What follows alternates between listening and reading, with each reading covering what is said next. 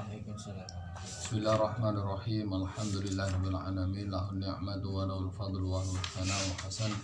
Shalawatullahil barrir rahim jami'il malaikatil muqarrabin ala sayyidina Muhammadin asyrafil anbiya wal mursalin wa ala alihi wa jami'i sahabati wa tabi'in wa tabi'in lahum ihsanin ila yaumiddin. Nukhlisun nawaya lillahi ta'ala wa nudi al-Fatihah ila Rasulillah Muhammad sallallahu alaihi wasallam wa jami'i sahaba wa tabi'in lahum ihsanin ila yaumiddin wa khususan ila muassisi ma'adina ma'adi Qamaruddin sabiqan wa lahiqan wa khususan ila jami' masyayikh muassisi ma'adina ma'adi Bahril Ulum Tambak Berasumbang sabiqan wa lahiqan wa jami' masyayikhina masyayikh ma'adi Lirboyo wa jami'i muassisi ma'adi Darussalam Kali Bening wa jami'i muassisi ma'adi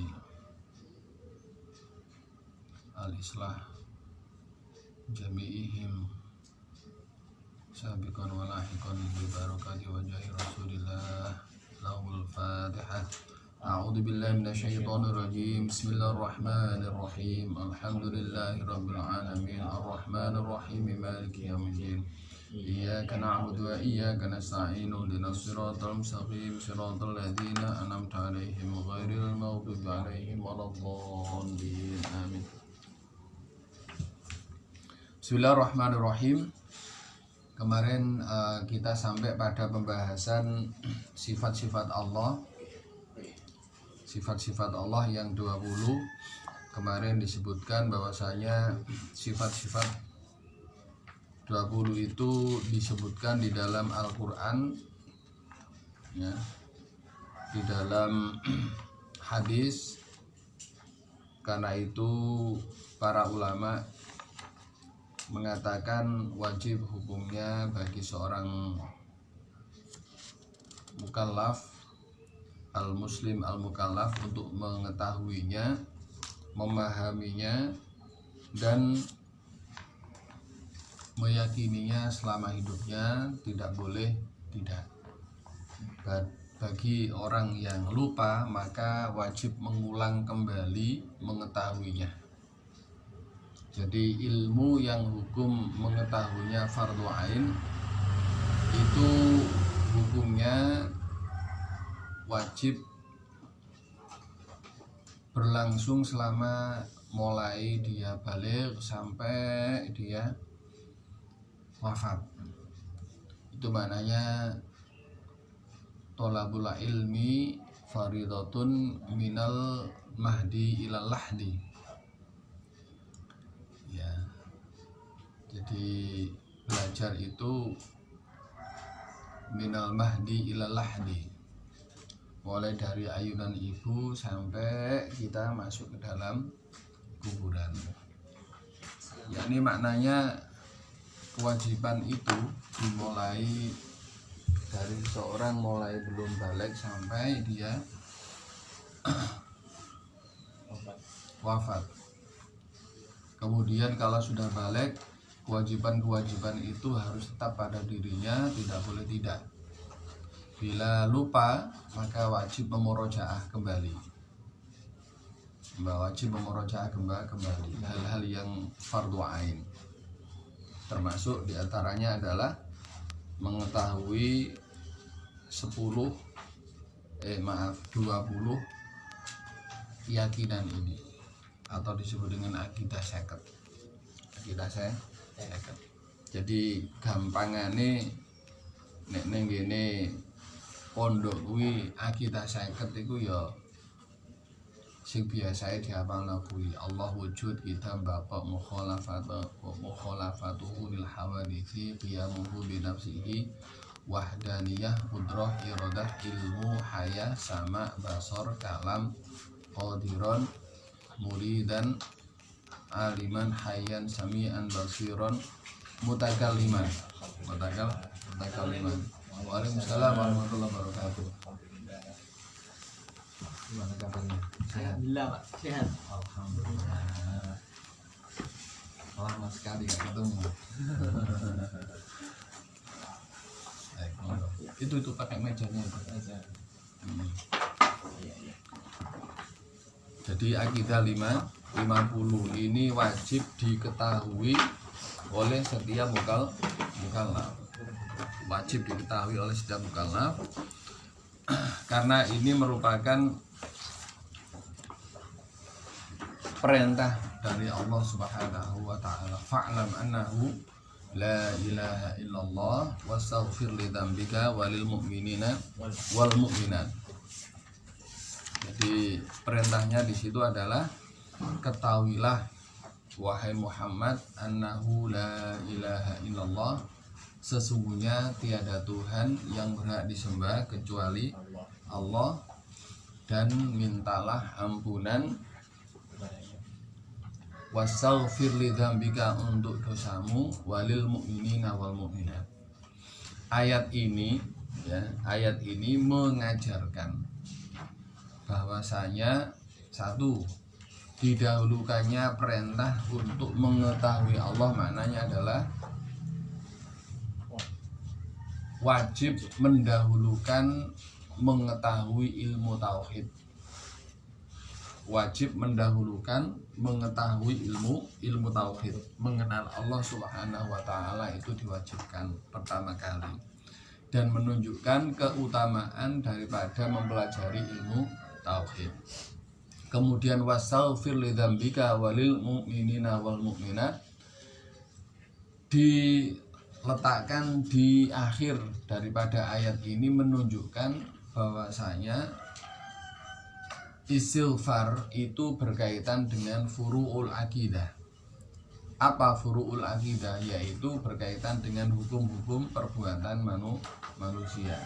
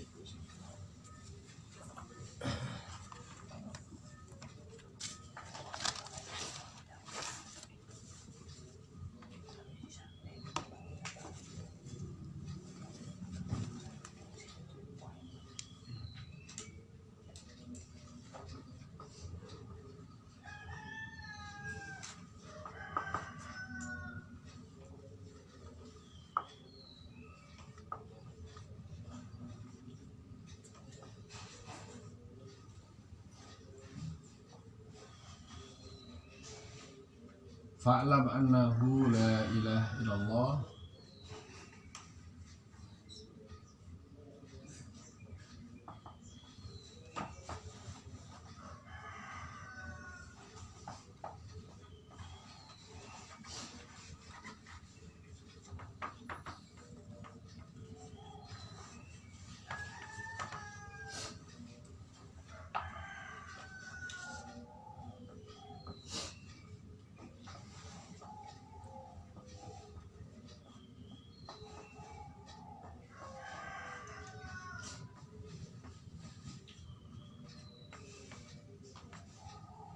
Nah, ini ada dua bagian.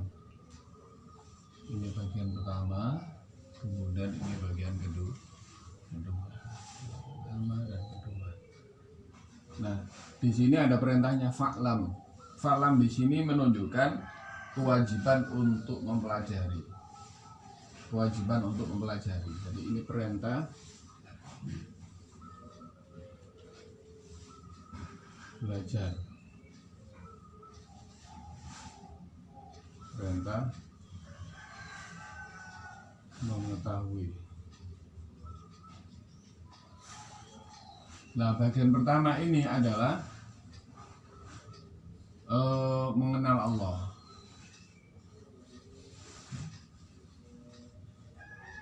Mengenal Allah Subhanahu wa taala. Jadi tiada Tuhan yang berhak disembah kecuali Allah. Menunjukkan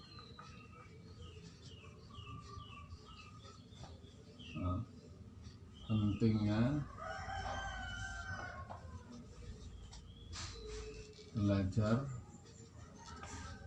ilmu tauhid. Ini usuluddin.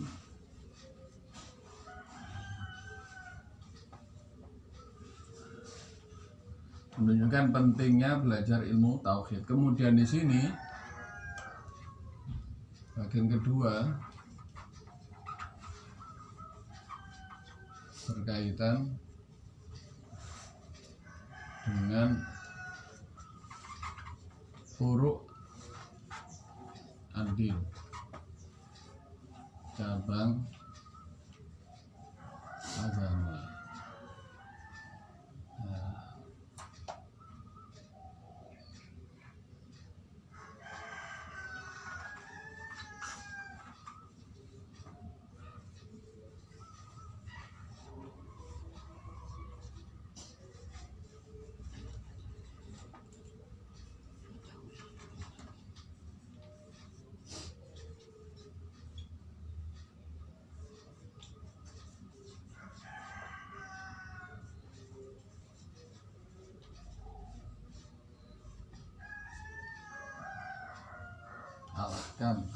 Al-ahkam.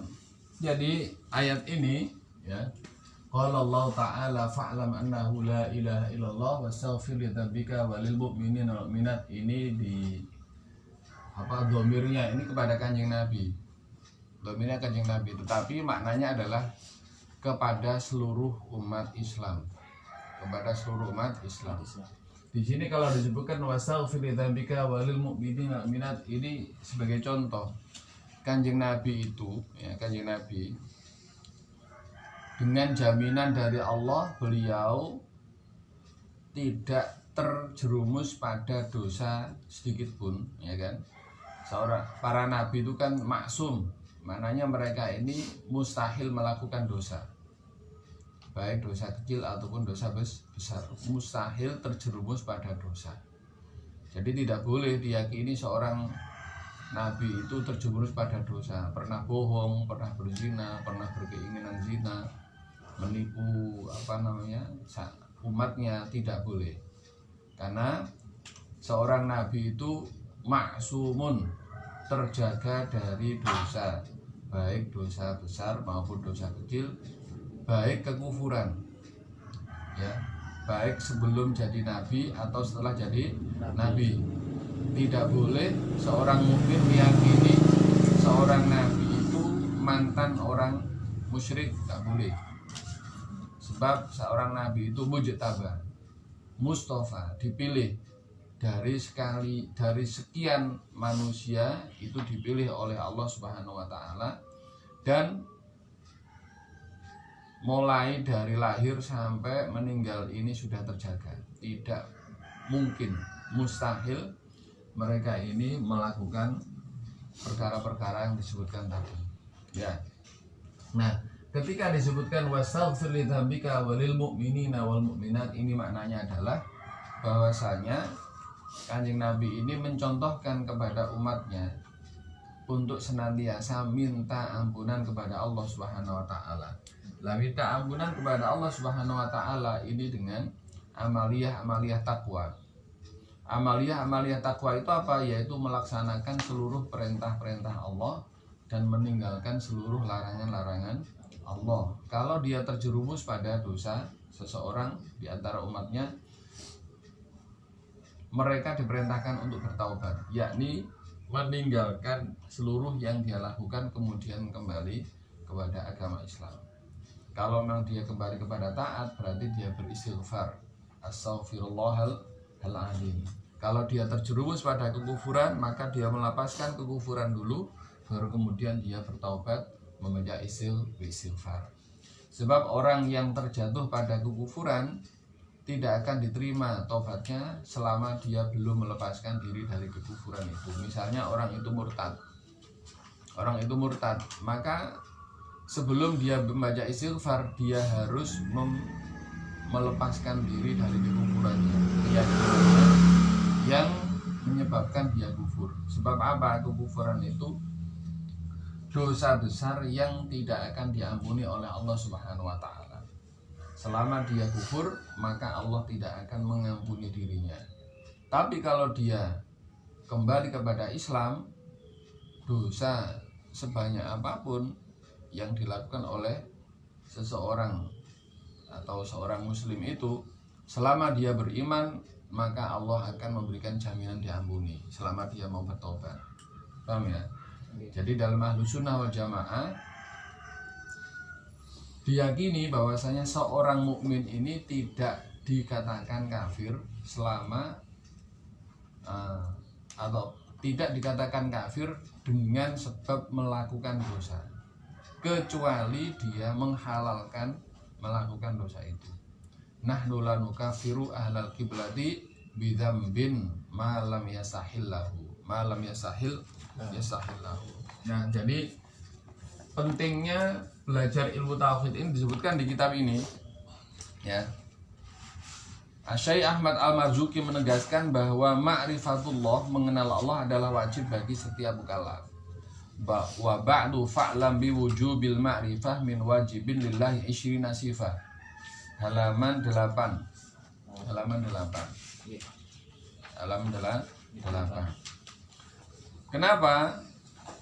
Kenapa kok diwajibkan? Iya, karena benar dan salahnya i'tiqad. Benar dan salahnya i'tiqad, ya.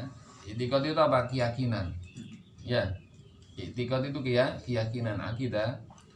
Karena benar dan salahnya i'tiqad, keyakinan seseorang tergantung pada benar dan salahnya dalam mengenal Allah. Kalau dia ini salah dalam mengenal Allah Subhanahu wa taala, otomatis i'tiqadnya salah, ya kan? Jadi Ahlus Sunnah wal Jamaah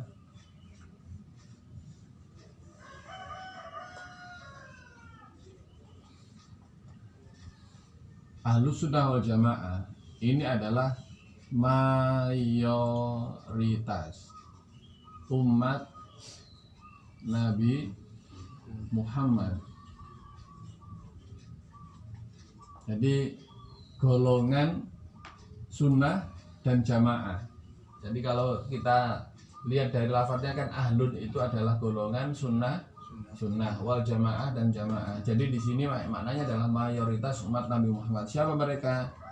Para sahabat dan yang mengikutinya. Siapa yang mengikutinya? Ya para tabi'in. Para tabi'in lahum bi ihsanin ila yaumiddin. Semua orang yang mengikuti para sahabat, ya, mulai dari para tabi'in sampai hari kiamat, ila yaumiddin. Sering disebutkan itu. Jami'is sahaba wa tabi'in wa tabi'in wa tabi'ihim bi ihsanin. Bi ihsanin di situ ma yuwafiqu asyar. Kata-kata hasanah itu maknanya adalah sesuatu yang sesuai dengan syariat, sesuai dengan apa yang diajarkan kanjeng Nabi. Itu maknanya. Sebab apa? Orang itu tidak akan mengetahui secara nyata apa yang diajarkan kanjeng Nabi selama dia tidak talaki kepada guru yang benar-benar thiqah. Jadi tidak hanya dilihat orang ini pandai mengarang kitab, tulisan bahasa Arab api, orang pandai pidato, langsung itu dikatakan sebagai orang yang thiqah. Tidak. Sebab apa? Namanya orang berbicara kan bisa jadi orang yang thiqah itu orang yang sangat berhati-hati, tidak mengumbar ucapan dalam ilmu, dalam fatwa dan sebagainya. Dia harus hati-hati. Jadi di sini adalah para sahabat dan yang mengikutinya dalam dasar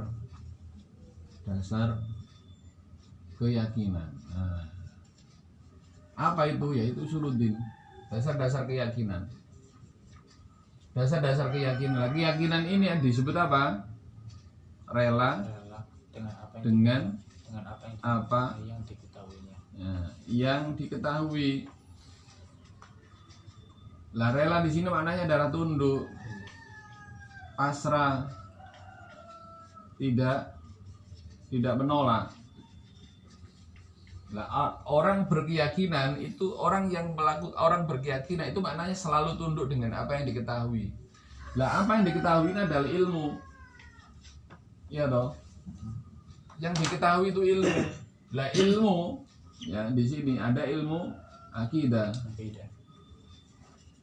ilmu fikih, ilmu akhlak. Lah ilmu akidah, ilmu fikih, ilmu akhlak ini sumbernya dari mana? Dari Al-Quran dan hadis. Dari Al-Quran dan hadis.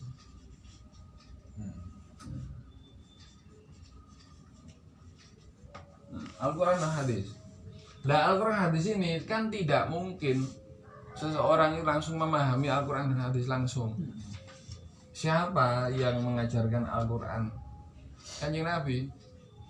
Al-Quran ini ketika diturunkan maksudnya ini, maksudnya ini, maksudnya ditafsiri oleh Kanjeng Nabi dengan hadisnya, disampaikan kepada para sahabat. Seluruh sahabat memahami Al-Quran itu dengan utuh apa yang disampaikan Kanjeng Nabi. Makanya yang disebut di sini adalah para sahabat. Seluruh para sahabat memahami Al-Quran utuh apa yang disampaikan Kanjeng Nabi. Kemudian dari Al-Quran dan hadis ini setelah difahami para sahabat disampaikan kepada para tabi'in sampai sekarang. Lah adanya ijtihad itu maknanya begini, karena memang berlangsung lama waktu, ya. Kan namanya keadaan kan berubah-ubah. Akhirnya apa? Para ulama mujtahidin seperti para ulama madzhab itu kemudian mengkaji, menggali kira-kira perkara iki ning ngene Al-Qur'an sing bagian endi. Ya mereka sudah paham isinya Al-Qur'an. Oh ternyata nyantol ning ngene-kene.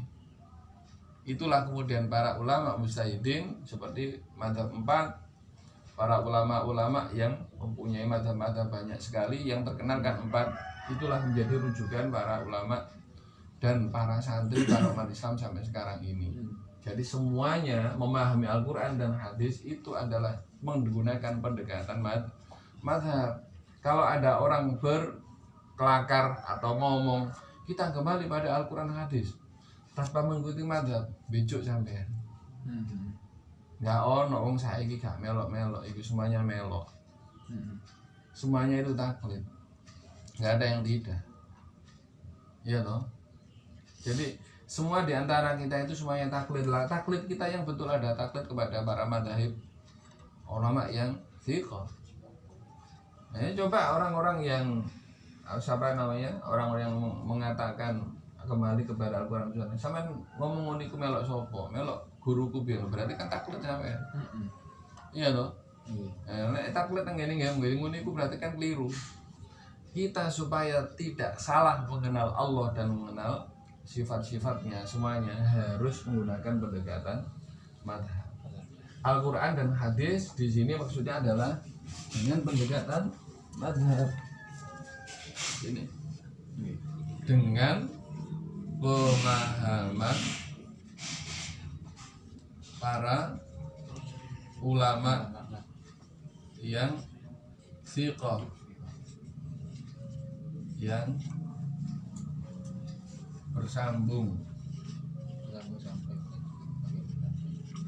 sampai para sahabat.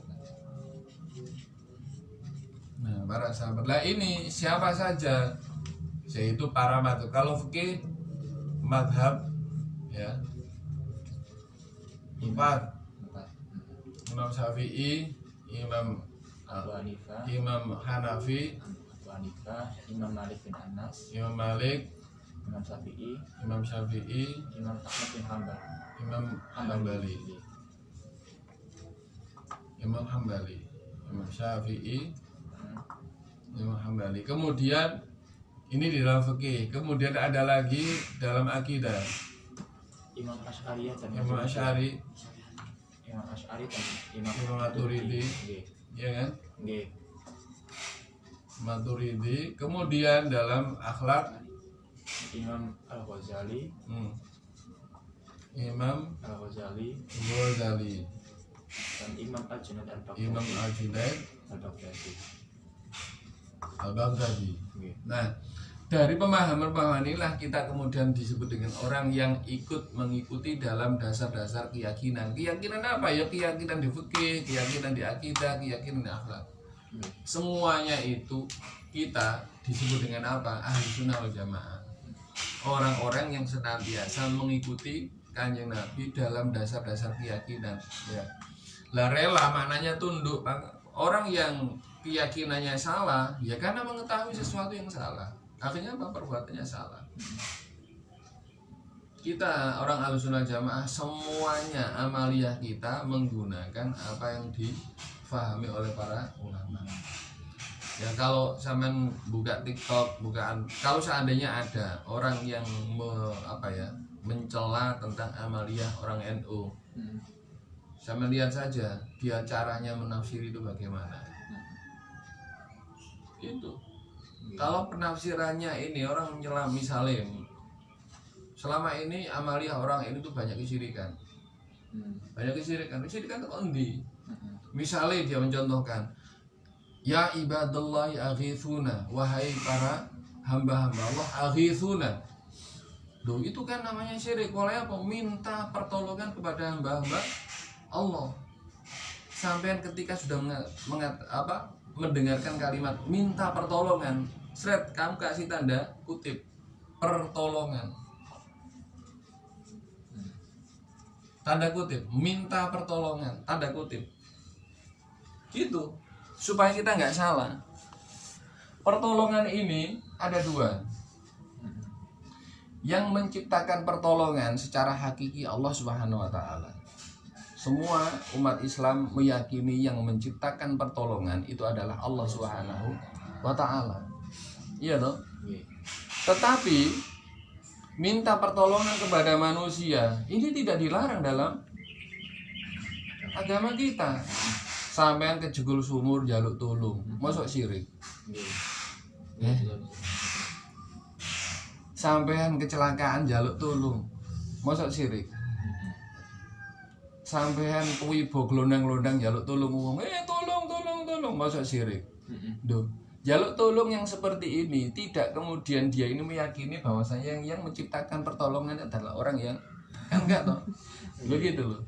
Jadi kalimat ya ibadallahi aghithuna itu maknanya adalah seperti ketika saya ini kejegur sumur jaluk tolong.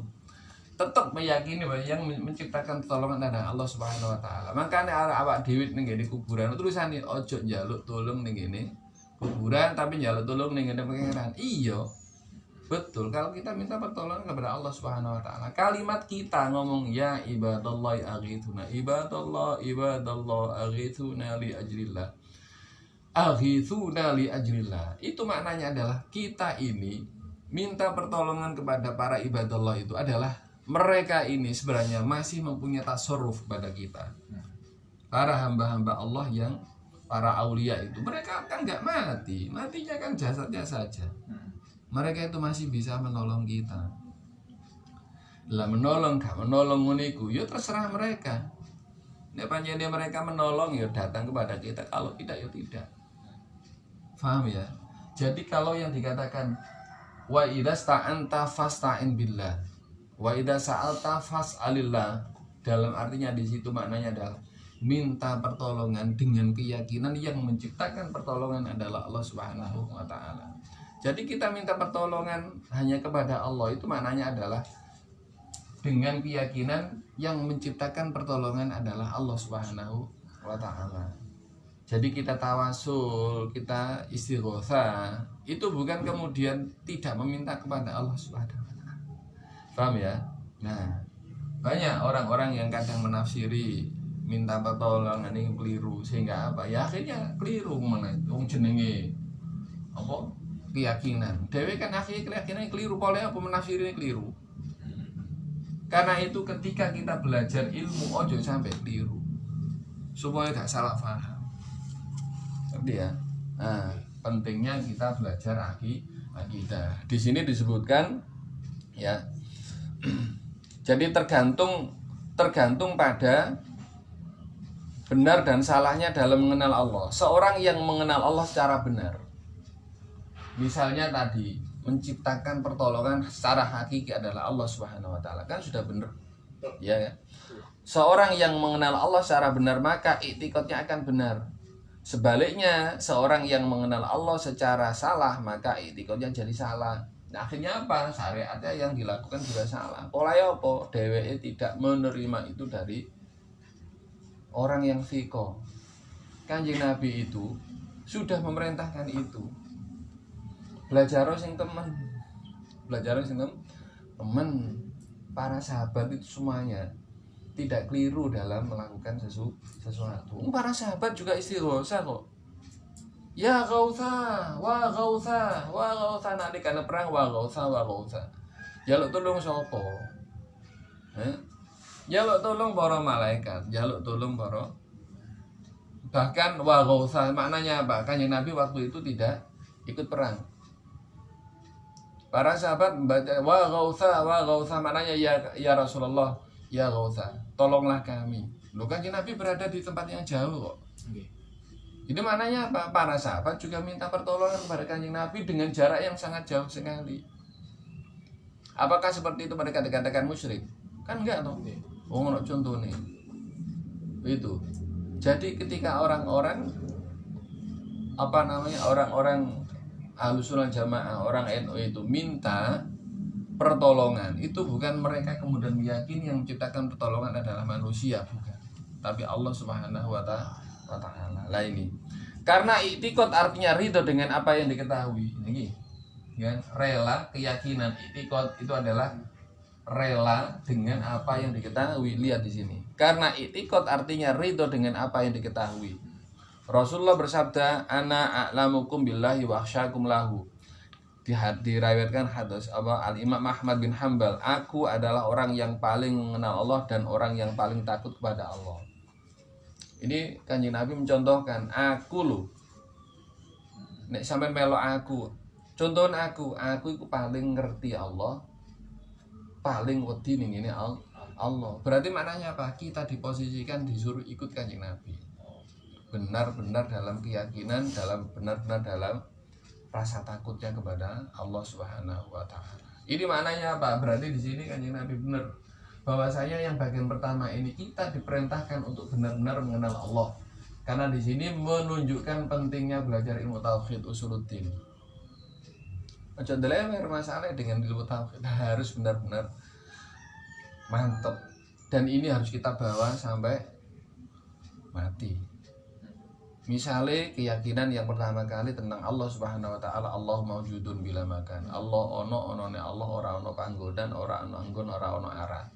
Seperti yang dijelaskan oleh Mbah Soleh Darat, gurunya Mbah Hasyim Asy'ari. Lan ora ono anggon, lan ora ono arah, lan ora ono apa? Enggak ora ono werna. Maknanya Allah tidak bisa dibayangkan. Iki lho akidai para ulama kita Ahlussunnah wal Jamaah. Imam Ahlussunnah wal Jamaah Al-Imam Abul Hasan Al-Asy'ari, ya. Akidahnya Imam Asy'ari dan Maturidi, namanya adalah Abul Hasan Al-Asy'ari. Beliau mengatakan awwalu ma yajibu 'alal 'abdi ala ilmu billahi wa rasuli wa dinihi. Kewajiban pertama bagi seorang hamba adalah mengenal Allah dan Rasulnya dan agamanya. Nah, berarti maknanya apa? Ya ini mengenal Allah dalam ilmu usuluddin. Yang kedua, mengenal agamanya. Mengenal agamanya. Lah agamanya itu apa? Ya, berkaitan dengan kita minta ampunan. Dengan kita banyak sholat, banyak istighfar, banyak ibadah kepada Allah. Maknanya apa? Kita itu diberi pengampunan oleh Allah Subhanahu wa taala. Karena itu istighfar ini adalah berkaitan dengan ibadah. Apa yang kita lakukan dalam ibadah itu tujuannya satu, untuk mendapatkan ampunan dari Allah Subhanahu wa taala. Apakah kita itu bisa menjamin diri kita terbebas dari dosa? Tidak bisa. Yang bisa terjamin hanya para nabi. Seorang manusia biasa, para ulia saja tidak bisa menjamin dirinya terbebas dari dosa. Karena seorang wali pun tidak mustahil terjerumus pada dosa. Seorang wali yang sangat tinggi derajatnya tidak mustahil. Maknanya apa? Sangat mungkin sekali terjerumus pada dosa. Misalnya ada contoh. siapa namanya, Basudan Kalijogo, seorang wali kan, Nggih. tapi kan sebelumnya dia itu juga mencuri. Oh. Iya kan? Mencuri walaupun digunakan untuk masyarakatnya, tapi kan namanya mencuri. Gak boleh kan mencuri. Nggih. Eh, mencuri siapa? Mencuri dari orang kaya. Sama. Itu maknanya apa? Jadi mereka ini tidak mustahil melakukan dosa. Setelah itu bertaubat karena mereka mahfud. Pasti mereka ini bertaubat. Bahkan ada di antara para sahabat yang sangat tinggi derajatnya para sahabat. Mereka terjerumus pada dosa, tapi mereka tetap bertaubat sebelum mereka meninggal. Ada sahabat namanya Ma'is al-Aslami dari suku Aslam. Terjerumus pada zina. Akhirnya mengaku kepada kanjeng Nabi. Lu sahabat terjerumus pada zina. Akhirnya apa? Bertaubat dan minta dirajam. Akhirnya apa? Dirajam sampai meninggal. Maknanya apa? Beliau meninggal sudah bertaubat. Akhirnya apa? Ketika meninggal sudah wafat dirajam tadi itu, kanjeng Nabi melihat sahabat Ma'is ini sudah berenang-renang di sungai di surga. Maknanya apa? Dia ini sudah bebas dari dosa. Loh, maknanya apa? Seorang wali, seorang yang sudah tinggi itu tidak mustahil terjerumus pada dosa. Karena itu hanya para nabi yang terbebas dari dosa, dari kekufuran. Seorang wali, seorang orang manusia biasa tidak mustahil terjerumus dari dosa. Karena itu kita harus sering beribadah dengan istighfar. Nah, ma'rifatullah, mengenal Allah adalah dengan mengetahui sifat-sifat wajib bagi Allah. Jadi caranya mengenal Allah adalah dengan mengetahui sifat-sifat wajib bagi Allah. Lah sifat wajib bagi Allah itu ada 20. Ada 20. Di dalam kitab ini disebutkan 20. Bukannya kemudian sifatnya hanya 20, tidak. Yang 20 ini disebutkan di dalam Al-Quran dan Sunnah Kanjeng Nabi. Maknanya apa? Masih banyak sifat-sifat Allah yang tidak disebutkan, ya, tidak disebutkan di dalam bentuk langsung, lafdzon wa maknan. Misalnya apa namanya? Ada nama-nama. Nama-nama Allah kan ya sifat-sifat Allah.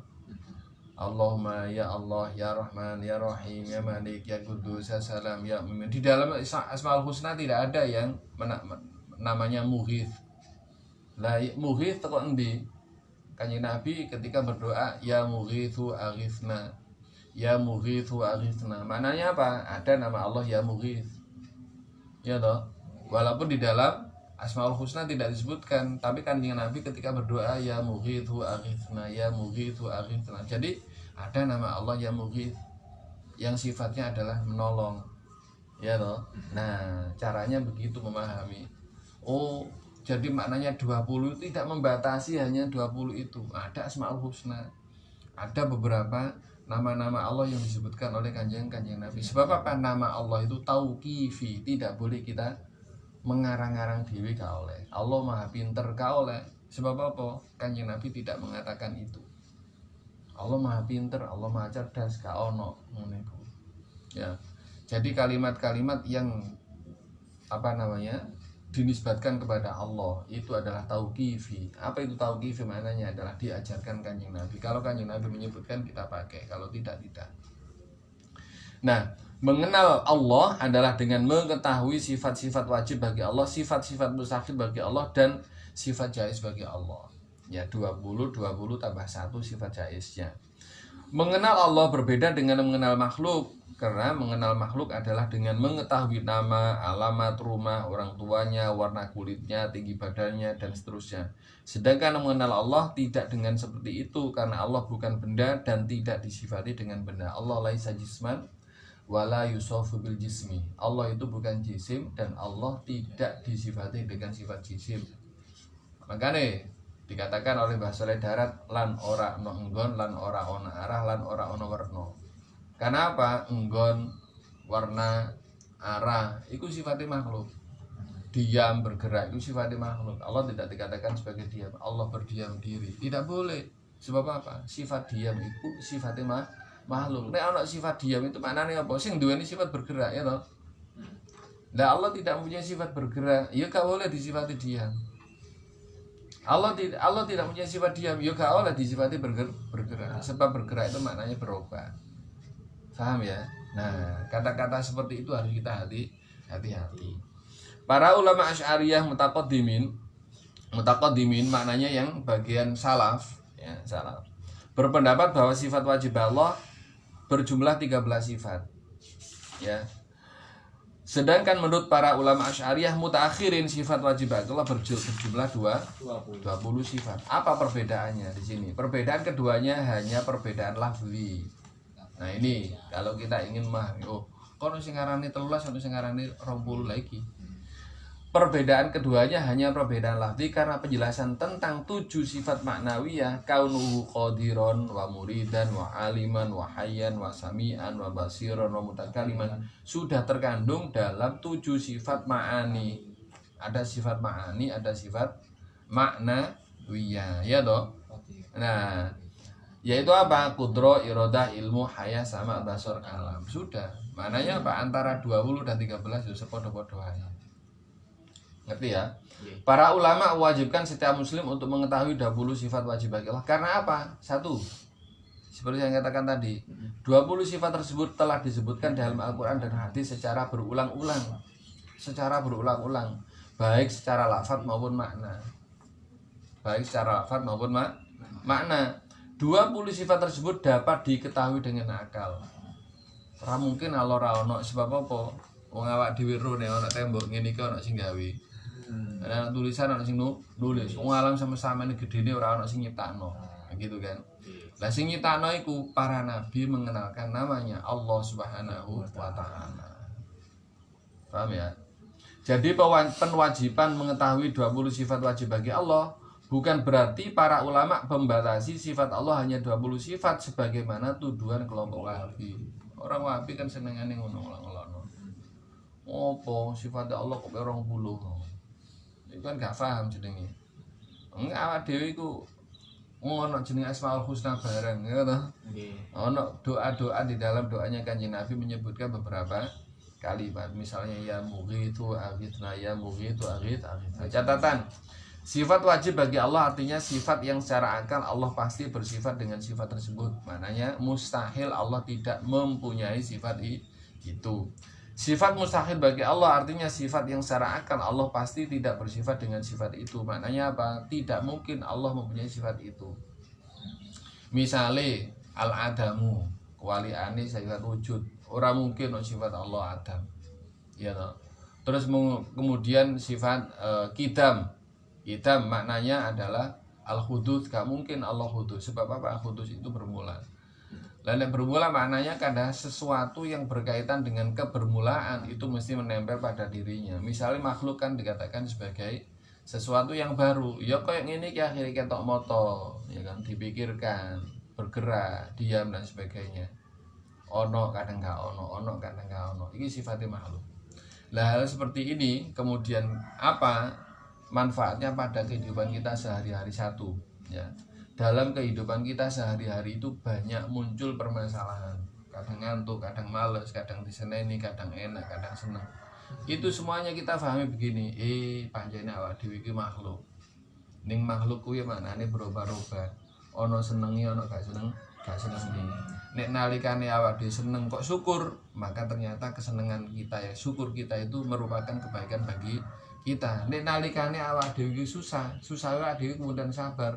Susah tapi maru gak nglakoni maksiat. Kan ono wong susah terus nglakoni maksiat. Ya toh? Awake kesandung dadakno misu, kan berarti maksiat. Ya toh? Ono wong iku nalikane miskin, saking kepepet akhirnya nyolong. Kan akhirnya apa? Miskin susah tapi akhirnya menimbulkan maksiat. Tapi nek dheweke iku susah tetap sabar. Mananya apa? Dia tidak bertindak melawan perintah. Maka dia ini mendapatkan pahala. Wa in asobathu asarra wa in asobathu ad-dharra'u sabar fa huwa khairun lahu. Kata Kanjeng Nabi. Nek nalikane dheweke ketimpa kesusahan dharra kok dheweke sabar, fahadza khairun lahu, dia ini mendapatkan kebaikan, keadaan dia itu baik. Wong loro iku kan ada dua kemungkinan. Dheweke tombo, ngerti tombo, golek tombo. Ana dheweke iku gak tombo, polahe panjenengan gak kepengin ketemu dokter. Gitu loh, iya toh. Nek dheweke tombo oleh ganjaran, polahe apa Kanjeng Nabi dawuh. Nek nalikane ana wong loro disunnahno berobat. Nek nalikane dheweke gak berobat, dheweke luwih apik, luwih utama. Dalam keadaan dheweke sakit tanpa berobat, wong ngerti berobat. Apa sih berobat itu? Kan wadul. Sementara awak dhewe nek kena musibah gak oleh wadul. Gitu loh. Iya loh. Kan wadul akhirnya apa dokter ngerti. Lho nek dokter ngerti tentang lorone awak dhewe kena musibah, ganjarane kan berkurang. Tapi Kanjeng Nabi tetap memberikan kesunahan, sampean disunahno untuk berobat. Sebab apa? Nek nalikane sampean loro, iku gak iso lapo-lapo, gak iso ibadah. Sikile loro, sampean gak iso budal. Sampean awake ning rumah sakit kan diwajibno salat, diwajibno wudu. Lah nalikane loro iso gak nglakoni salat sempurna, wudu sempurna? Kan gak iso. Awak tetep dikongkon berwudu dikon salat, gak iso nglakoni sempurna. Lah nek nalikane sampean berobat, sampean waras kan iso wudu sempurna, iso salat sempurna. Nah, tetap mendapatkan kesunahan, mendapatkan awak dhewe awak dhewe iku mendapatkan pahala. Tapi nek awak dhewe gak katik wadul dalam keadaan tetep loro tapi tetep taat. Misalnya sampean niku loro ngelu, tetep budal sekolah, wis gak katik wadul apa-apa. Sampai bener-bener tak rasa-rasakno dhewe oleh loro tapi aku tetep sekolah. Ono sing ngeru, kan gak ada sing ngeru. Gak ada yang tahu. Nah, nek nalikane dhewe iku gak berobat, tetep dalam keadaan loro tapi tetep taat dengan Allah Subhanahu wa taala, ganjaran luwih gede. Tapi akeh ndi sing berobat, sing wadul karo sing gak wadul. Akeh sing mangkane nilainya sabar gak kondo-kondo ngono iku dhuwur derajate. Oleh apa iku mau Kanjeng Nabi melalui apa yang beliau dapatkan dari Allah Subhanahu wa taala, ono ayat yang mengatakan begitu, wabasyiris sabirin, berilah berita gembira kepada orang-orang yang sabar. Orang yang sabar itu apa? Ya gak kadek wadul tentang lorone. Gitu loh. Dukur ganjaran wabasyiris sabirin. Nah sekalian, jadi anane awak dhewe iki dalam kehidupan sehari-hari itu kalau tidak benar-benar mengenal Allah Subhanahu wa taala, maka kita itu banyak melakukan kesalahan-kesalahan. Makanya nalikane loro itu sampe tetep yakin. Ya, likul lidain dawaun. Nek ana loro mesti ana tombone. Sampeyan ketika tombo gak waras-waras, ojo leren, ya tombo terus tetep ndonga ning ngene pangeran. Sebabnya apa? Ketika nalikane Allah nguwai sampeyan susah mek titik. Akeh warasi. Inna ma'al usri yusron. Akeh warasi, akeh entengi daripada loro. Gitu anak sekalian. Jadi dalam kehidupan kita, ketika kita itu sudah benar-benar mengenal Allah Subhanahu wa taala, awak dhewe enteng uripe. Ya. Jadi kenapa di sini disebutkan wajib mengetahui sifat wajib Allah yang sifatnya 20. Di sini sudah disebutkan kemarin ya. Wujud, kemudian wahdaniyah, al-qidam, yakni azaliyah, al-baqa, tidak berakhir, qiyamu binafsihi, al-qudrah, ya, maha kuasa, al-iradah, berkehendak, al-ilmu, mengetahui segala sesuatu. Wingi yang tidak hadir saya kasih tahu di sini ya. Jadi maknanya al-wujud. Wujud ini maknanya Allah tidak ada keraguan tentang adanya. Tidak boleh di antara hati kita itu muncul tiba-tiba oh ya Allah kuwi ra ono. Gak boleh. Sebab apa? Kalau kita benar-benar tak yakin Allah ada, kita itu selalu waspada. Karena Allah dengan Allah ini mempunyai sifat ada, mesti ini Allah mengetahui. Lene Allah mengetahui awak dewi, segala sesuatu yang kita lakukan diketahui oleh Allah Subhanahu wa taala. Sampai nalikane sampean nglakoni dosa, sampean eling ning Allah kuwi weruh awak dewi. Supaya apa? Tetep wedi. Tetep wedi. Anane menungso kuwi gak patek yakin anane Allah nalikane nglakoni maksiat iki dheweke gak iso wedi. Sehingga apa nalikane dheweke maksiat gak iso tobat.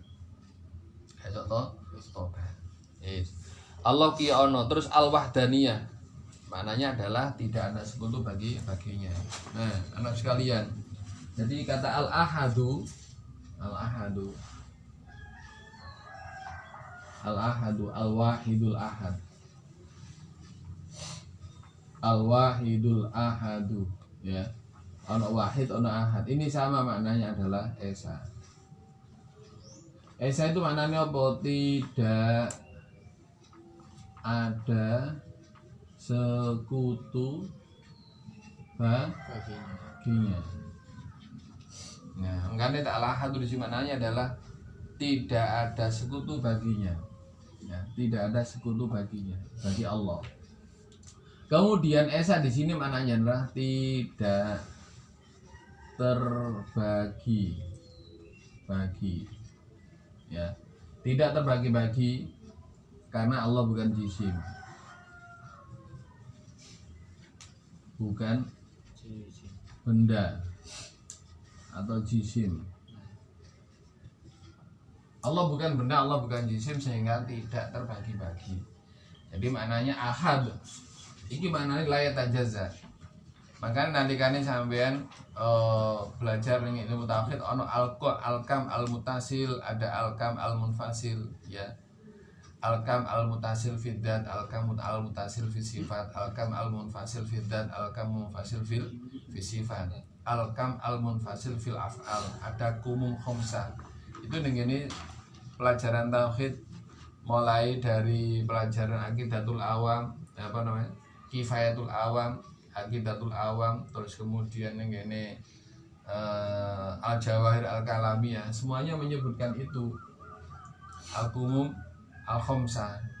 Sebab maknanya awak dhewe kuwi tidak boleh mensifati Allah sifate iku beda-beda. Misalnya Allah mengetahui, tidak kemudian dengan jumlahnya makhluk ini pengetahuannya itu berbeda-beda. Enggak, satu. Beda dengan kita. Kita makhluk pengetahuannya adalah baru. Sehingga apa? Ketika saya mengetahui satu pelajaran, kan tidak semua pelajaran kita ketahui. Harus berulang lagi, mengulang lagi. Itu maknanya makhluk. Tapi Allah Subhanahu wa taala mengetahui seluruh makhluknya dengan ilmu Allah yang satu, yang azali. Jadi Allah dulu sebelum alam semesta ini diciptakan, Allah sudah Maha mengetahui. Ketika alam semesta ini Allah ciptakan, Allah wis ngerti kapan mudune, kapan enteke, kapan hari ini. Sudah jaffati al-qalam. Waqad jaffati al-qalamu. Telah tinta ya. Jadi waktu ketika Allah Subhanahu wa taala memerintahkan al-qalam untuk menulis seluruh apa yang dikehendaki Allah terjadi pada alam semesta ini, sudah selesai. Maka maknanya yang terjadi di alam semesta ini seluruhnya berkaitan dengan takdir Allah yang azali. Nalikane sampeyan ndonga kuwi, ndongane kuwi tidak berkaitan dengan perubahan keadaan sampeyan. Paham ya? Awak dhewe ndonga kuwi tidak kemudian berkaitan dengan perubahan awak dhewe. Misale ngene, awak dhewe kepengin pinter sampeyan ndonga. Tatanan ndonga gak pinter-pinter ya.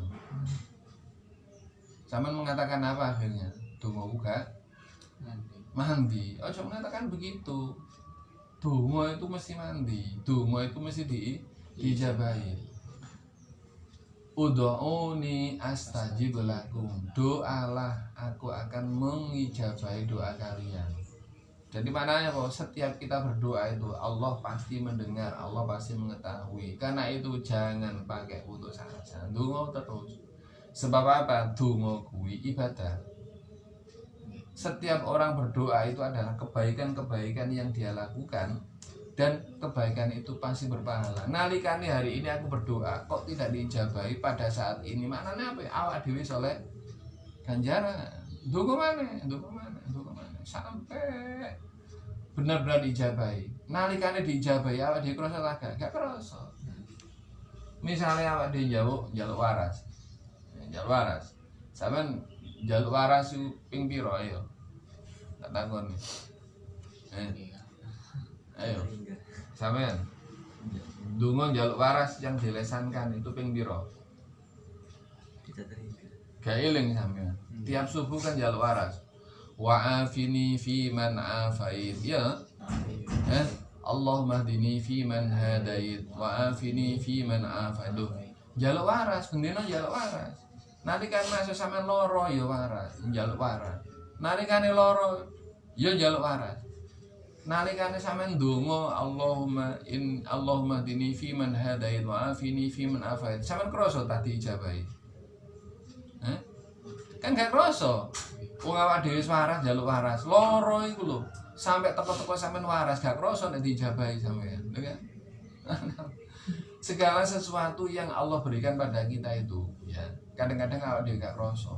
Njaluk duit, njaluk sugih. Allahumma ya Ghani ya Hamid ya Mubdi ya njaluk sugih. Njaluk dicukupi. Awak dhewe bendina iso mangan. Krasa ta gak awak dhewe diijabahi? Gak krasa. Itu maknanya kita itu diperintahkan untuk berdoa. Setiap doa yang kita panjatkan Allah pasti tahu, Allah pasti mendengarkan dan diijabahi. Kapan diijabahi? Kadang-kadang kita itu tidak terasa. Itu maknanya Allah mengetahui. Allah kaunuhu qadiron qiyamuhu binafsihi. Maknanya Allah tidak butuh pada makhluknya. Lan ora ono enggon, lan ora ono arah. Maknanya Allah setelah menciptakan alam semesta ini, Allah ora butuh ning ngene makhluke. Paham semuanya? Nah, anak sekalian. Jadi itulah maknanya kenapa kita diperintahkan untuk mengetahui sifat 20. Kalau kita lihat di kitab ini, sampean panjenengan durung duwe ta kitab iki. Sing Aqidatul Awam iki. Oh, Aqidatul Awam. Iki wingi sapa sing tuku? Sampean tok ya. Wong apa tok? Sampean durung duwe. Kepengin tuku ta? Piro wingi regane? Lali aku. 30.000 ta? Iya boleh ditambah sama. Lali 30 BE.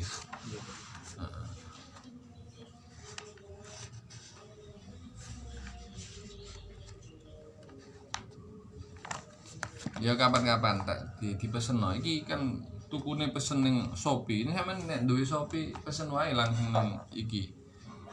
Apa jenenge LDP Lembaga Dakwah PCN Kabupaten Gresik. Di Shopee ono langsung. Sampeyan duwe Shopee sih. Ha, ya ngono. Sampeyan golek ning Shopee Kitab Aqidatul Awam cetakan apa jenenge LD Lembaga Dakwah PCN Kabupaten Kediri. Enak sampeyan langsung iso paling 3 dina teko. Padha insyaallah hargane sekitar 30.000. Paling ono ongkire. Nek dhisik iku kan ada beli apa sih podon dan di tempat saya namanya ini Ustaz Dr. Asyari Mas Duki, kemudian dikirim ke saya. Fallahu mawjudun qadimun baqi mukhalifun lil khalqi lil itlaqi. Maknanya adalah Syekh Ahmad Al-Marzuki menjelaskan tentang sifat wajib bagi Allah sebagai berikut. Wujud artinya Allah itu ada, tidak ada keraguan terhadap adanya. Makanya gak boleh ragu-ragu. Ning wong iku nalikane ragu-ragu Allah ora ana. Ya ragu-ragu anane Allah berarti maknane dheweke iku rusak akidahe. Gak boleh muncul dalam benak keraguan-raguan tentang wujudnya Allah. Nek ana lintasan di dalam hati tiba-tiba kok menjadikan meragukan adanya Allah, sampean tepis. Sambil hilangkan dengan kata-kata amantu billahi wa bi rasulih. Amantu billahi wa bi rasulih. Kemudian dalilnya apa? Dalil nakli tentang adanya Allah adalah firman Allah Ta'ala dalam surat Ibrahim, afillahi syakkun fadiris samawati wal ard, ya. Afillahi syakkun fadiris samawati wal ard. Di sini maknanya pernyataan bukan pertanyaan. Pernyataan bukan pertanyaan. Di situ maknanya kan koyo-koyo maknane ono to. Tapi di sini maknanya bukan pertanyaan tapi pernyataan. Nah, itu maknanya kita memahami dengan apa yang dia dipahami oleh para ulama. Sebab kalau enggak, ya gini, ono to ing dalam Allah kuwi ragu-ragu. Akhirnya kan di mana ada ragu-ragu. Iya taga, ono taga Allah. Lah ngono to. Lah ngene kuwi kan gak oleh, iku jenenge ragu-ragu. Makanya maknane ngene kene, tidak ada keraguan tentang adanya Allah, zat yang menciptakan langit dan bumi. A-nya di itu bukan bermakna pertanyaan tapi pernyataan tentang tidak adanya keraguan wujudnya Allah. Yes. Dalil akli sampean garis bawahi niku. Sampean garis bawahi. A-nya di sini bukan pertanyaan tapi pernyataan. Pernyataan. Dalil akli, bukti rasional tentang adanya Allah adalah adanya alam semesta ini. Jadi, ketika disebutkan antadzahiru wa laisa fawqaka syai' wa antal batinu laisa dunaka syai'. Mananya apa? Seluruh alam semesta ini menunjukkan adanya Engkau ya Allah. Jadi nenalikane ana tembok, mendelok uwit, delok sembarang kalir, menunjukkan adanya Allah. Iku bener. Oh, nek aku nalikane ro tembok, iku iling Allah. Iya. Sebab apa? Antadzahiru laisa fawqaka syai' wa antal batinu laisa dunaka syai'. Dawuh Kanjeng Nabi, doanya Kanjeng Nabi. Ini maknanya apa? Bahwasanya alam semesta ini ketika kita melihat sesuatu pasti ini adalah petunjuk Allah itu ada, yang menciptakan ini ada. Walaisa dunaka syai', maknanya apa? Allah tidak bisa dipikirkan. Wa antal batinu laisa dunaka syai', maknanya apa? Allah tidak bisa dipikirkan. La fikrata fir rabbi, kata Kanjeng Nabi. Tidak boleh mengangan-angan adanya Allah. Dalil akli, bukti rasional tentang adanya Allah adalah satu, ada bangunan pasti ada yang bangun. Ada tulisan pasti ada yang menulis. Ada pukulan pasti ada yang mukul. Ada perubahan pasti ada yang merubah.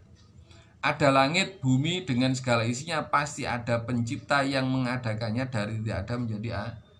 Fatiris samawati wal ard, berarti maknanya apa? Alam semesta ini menunjukkan adanya Allah Subhanahu wa ta'ala. Dan pencipta alam semesta ini adalah Allah Ta'ala. Sampai garis bawahi, pencipta alam semesta ini, kalau dikatakan pencipta adalah menjadikan ada dari ketiadaan. Ya, menciptakan maknanya adalah dari tidak ada menjadi ada, menjadikan ada dari tidak ada menjadi ada. Adalah Allah Ta'ala berdasarkan berita dari para nabi. Seluruh para nabi menyebutkan pencipta alam semesta adalah Allah Subhanahu wa ta'ala. Jadi kata Allah itu bukan karangan. Yang mengenalkan kata Allah kepada para umat semuanya ini adalah para nabi. Dari para nabi. Para nabi dari mana? Dari wahyu. Siapa yang menurunkan wahyu? Para malaikat. Para malaikat mendapatkan dari mana? Dari perintah. Lah perintahnya siapa? Allah. Para malaikat lebih tahu. Sebab apa? Allah sudah memberitahu tentang yang menciptakan alam semesta ini adalah Allah Subhanahu wa ta'ala. Para malaikat tahu. Sebab apa? Tidak satu pun para malaikat yang kafir. Tahu ya? Tidak ada satupun para malaikat yang kafir. Kalau ada yang menceritakan, loh, iblis itu dulu malaikat, jadi kafir. Gak. Iblis kuwi dari jin, duduk malaikat. Bukan tawusul malaikat, tapi mereka itu minal jinni, kana minal jinni fafasaku. Jadi di dalam Al-Quran disebutkan iblis kuwi bagian daripada jin, bukan dari malaikat. Kalau ada tafsir-tafsir itu masih diragukan. Tapi yang pasti adalah di dalam Al-Quran disebutkan kana minal jinni. Iblis kuwi dari jin, bukan dari malaikat, bukan tausul malaikat. Sehingga apa? Tidak mungkin para malaikat kuwi kafir atau tidak mengenal Allah Subhanahu wa ta'ala. Qidam nomor 2. Maknanya apa qidam? Artinya Allah itu qadim, yaitu adanya tanpa permulaan. Dalil nakli, ya. Dalil nakli tentang sifat qidam adalah Allah Subhanahu wa ta'ala.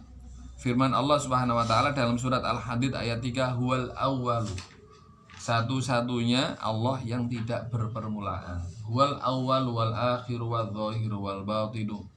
Ya. Wa huwa ala kulli syai'in qadir. Iku nek nalikane awak dhewe ragu-ragu wayahe mari nguyuh kok gak jenenge gak entek-entek. Beser tahun niku jenenge. Nah, beser. Iku nalikane dalam keadaan biasa kita itu harus sering-sering baca itu wal awal wal akhir wal dhahir wal batinu wa huwa ala kulli syai'in qadir. Itu wiritane untuk menghilangkan ragu-ragu di dalam hati. Nalikane awak nglakoni apa kok sering-sering aku kerja ning ngene kene mari ngono gak kerasan, kerja ning ngene kene gak kerasan, kerja ning ngene kene gak kerasan. Allah kok ora ndadekno aku istiqomah ning ngene nggon kerja. Ning ngene kene kerja wis enak-enak dan mari ngono gangguan. Akhire apa? Gak kerja ning ngene kene. Akhire kerja ning ngene kono. Sekolah bareng ngono mari sekolah kene aku wis mantep-mantep kuliah. Dadakno mari ngono koyo ragu-ragu. Jurusanku gak cocok rek. Kan maknane apa? Atiku sering kena ragu-ragu. Wis nalikane nglakoni sesuatu siji wis sampai mari. Kerja ning ngene iki wis kerja ning ngene iki muga-muga istiqomah sampai mati wis gak usah kepingin liyane kan akeh wong ngono niku ditimpa ragu-ragu dalam hatinya siji dungane wal awwal wal akhir wal dhahir wal batin wa huwa ala kulli syai'in qadir diwaca terus suwe karo ragu. Loh, ternyata apa? Kalimat itu maknanya adalah dalil tentang adanya Allah Subhanahu wa taala. Dalil yang kedua, dalil akli tentang sifat qidamnya Allah adalah jika Allah tidak qadim maka dia hadis berpermulaan. Jika Allah adanya berpermulaan maka membutuhkan pada yang menjadikan ada, mengadakannya dari tidak ada menjadi ada. Nek Allah gak qadim berarti Allah hadis. Nek Allah hadis maknanya ono sing nyiptakno, ya toh. Sesuatu yang diadakan dari tidak ada menjadi ada adalah makhluk atau ciptaan. Bukan Tuhan, bukan Khalik. Berarti maknanya apa? Awak dhewe tetep Allah kuwi onone ora ono permulaan. Karena sesuatu yang membutuhkan pada yang lain adalah lemah dan sesuatu yang lemah bukannya Tuhan, bukan Tuhan, bukan Allah. Jadi ya berarti bukan pencipta. Gitu aja. Paham ya? Karena itu tidak boleh ragu-ragu tentang sifat qidamnya Allah Subhanahu wa taala. Kemudian sifat ketiga adalah al-baqa, maknanya Allah itu baqin, adanya Allah tanpa berpenghabisan. Dalil naklinya apa? Wa yabqa wajhu rabbika dzul jalali wal ikram. Wajah di sini maknanya adalah bukan wajah bermakna sifat, tapi maknanya adalah dan abadi zat Tuhanmu yang memiliki keagungan. Di situ wajhun bermakna zat hakikat. Kalau zat itu dinisbatkan kepada Allah maknanya hakikat. Jadi zat Allah ini maknanya adalah hakikat Allah. Jadi zat di sini beda dengan zat zaid. Kalau zat zaid maknanya adalah tubuh zaid. Iya. Tapi kalau dikatakan zat Allah ini maknanya adalah hakikat Allah, bukan tubuh, bukan jisim bentuknya Allah, bukan. Paham?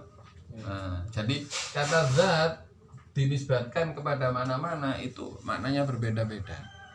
Ketika zat itu dinisbatkan kepada Allah maknanya hakikat Allah. Dalil nakli ya tentang adanya tentang baqanya Allah adalah wa yabqa wajhu rabbika dzul jalali wal ikram, dan abadi zat Tuhanmu yang memiliki keagungan dan kemuliaan. Dalil akli tentang baqanya Allah adalah telah terbukti baik secara nakli maupun akli bahwa Allah adanya tanpa permulaan. Ya. Sesuatu yang adanya tanpa permulaan secara akal pasti tanpa ada penghabisan. Enggak ada permulaannya kok, ya berarti enggak ada akhirannya. Tidak ada akhirannya. Maka Allah yang tidak berpermulaan pasti juga tidak berpenghabisan. Nah, ini sebenarnya kitab ini adalah memudahkan. Kalau sama waca ning ini apa namanya? Arabe yo sama saja, ya.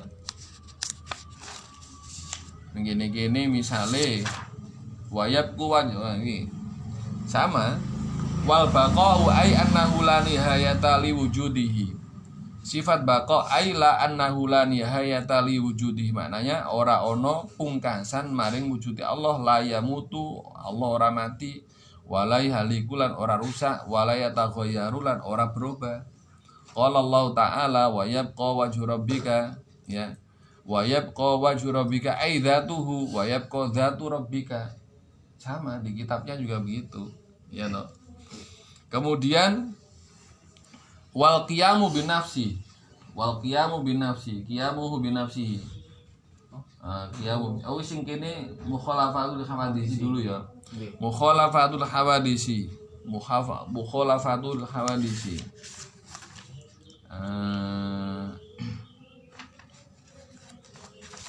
Mukhalafatuhu lil hawadisi wal qudratu wal idratu wal ilmu wal wahdaniyatu sam wal hayatu. Ini wal mukhalafatul hawadisi ay jami'il makhluqat. Ora podo maring pira-pira makhluk. Al hawadis maknanya al makhluqat. Ai annahu la yushbihu syai'an min khalqihi, bahwasanya Allah la yushbihu ora nyerupani sapa Allah syai'an ing suwiji-wiji min khalqihi saking makhluk Allah. Qala Allah Ta'ala laisa kamitslihi syai'. Laisa kamitslihi syai'. Suratul Syura. Nah, di sini kalau di maknanya adalah mukhalafatul hawadis, artinya Allah berbeda dengan makhluk, dia bukan benda dan tidak disifati dengan sifat benda, seperti berubah, memiliki warna, berada pada tempat dan arah. Nah, tadi Mbah Soleh Darat mengatakan lan ora ono enggon, lan ora ono arah, lan ora ono werna.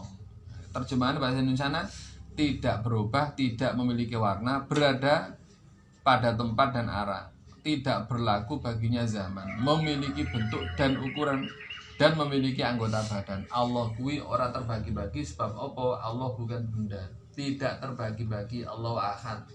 Tidak terbagi-bagi karena Allah bukan benda, bukan jisim. Iki maknane ngono. Karena itu akidah yang disepakati oleh seluruh umat Islam adalah Allah ada tanpa tempat, tanpa arah. Allah tidak berlaku baginya zaman. Allah tidak memiliki bentuk dan ukuran. Allah tidak beranggotakan tangan. Allah tidak disifati dengan sifat-sifat makhluk lainnya. Itu aqidatu as-sahabah wa sufiyah as-sadiqin wa kullu muslimin, semuanya umat Islam. Aqidatu ahlil bait, akidahnya keluarga Kanjeng Nabi. Aqidatu ahlil bait, akidah keluarganya Kanjeng Nabi seluruhnya di sini. Sampeyan waca, nek sampeyan kepingin duwe ngene iki tuku iki Pak Imam di paringi di apa boleh apa tak deleh kene kena digawe pengiling nek ana wong lungguh ning kene lho ngene iki. Tawasul tabaruk bil anbiya wa sholihin. Qala Habib Al Imam Zainuddin Zainul Abidin Al Alawi Al Husaini Al Hadrami, hukmu tawassul wal istighotsah wal istighotsatu bihim ay bil anbiya, ya, wasolihin fi qada'il hawaij ad-dunyawiyah wal ukhrawiyah, dalam minta dipenuhi kebutuhan baik duniawi maupun ukhrawi. Jaizun syar'an, boleh secara syara'. Kok iso angaran gak oleh piye? Ya toh. Siapa Al-Imam Zainul Abidin? Yaitu putune Sayyidina Ali. Lah putune Sayyidina Ali siapa? Putunya Kanjeng Nabi. Mosok katanya putune tidak mengikuti mbahnya kan? Aqidatu ahlul bait, semua keyakinan ahlul bait. Tawasul tabaruk istighosah kuwi oleh. Nek ning nemokno ning TikTok tentang kajian maneh tentang masalah istighosah kuwi syirik. Gak usah dirungokno.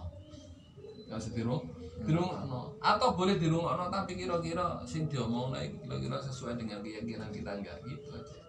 Ya toh.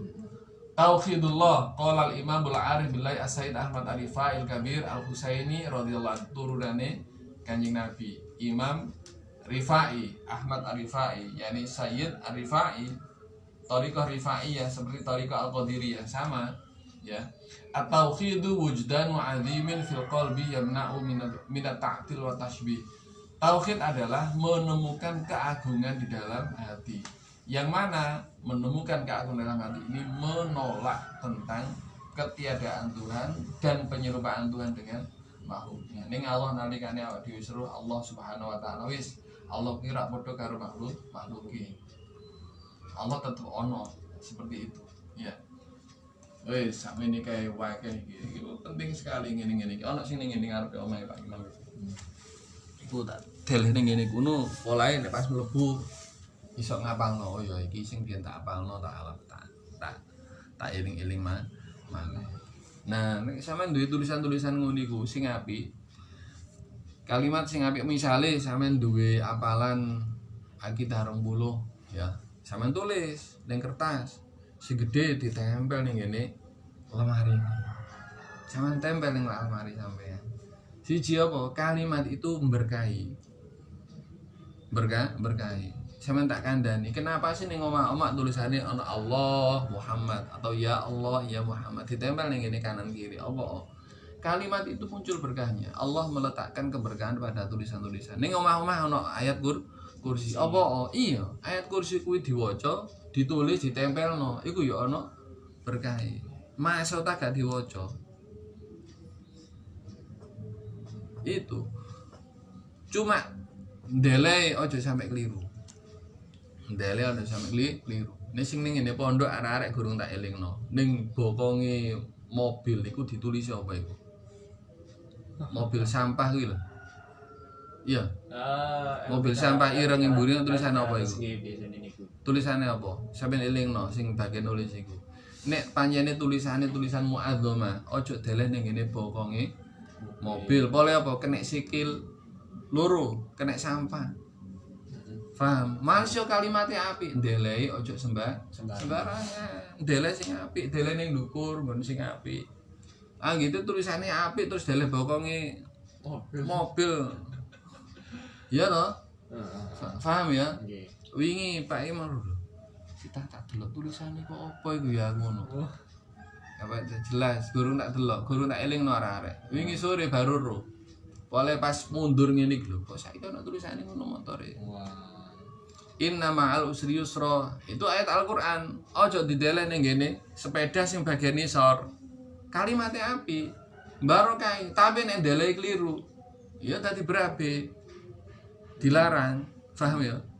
Deleh sing nggon sing apik. Bismillahirrahmanirrahim. Deleh ning ngene bagian ndukur totok ngene iki. Ojo deleh isor. Ojo kena najis dan sebagainya. Itu maknanya ta'zim, mengagungkan apa yang diajarkan oleh agama Islam ini. Ya, jadi kalimat-kalimat kok kitab ngene iki barang ya aja dideleni ngisor, deleni ning dhuwur. Malah nek kalimat-kalimat ngene iki sampean uncalno ning ngene nggon najis, perbuatan ini perbuatan kufur. Garane wong dadi ilang imane. Harus hati-hati. Itu. Gitu aja. Sampai pada apa ini? Mukhalafatuhu lil hawadithi. Insyaallah akan kita pelajari lagi pada minggu depan. Mudah-mudahan kita diberi istiqomah oleh Allah Subhanahu wa taala. Al-Fatihah. A'udzubillahi minasyaitonir rajim. Bismillahirrahmanirrahim.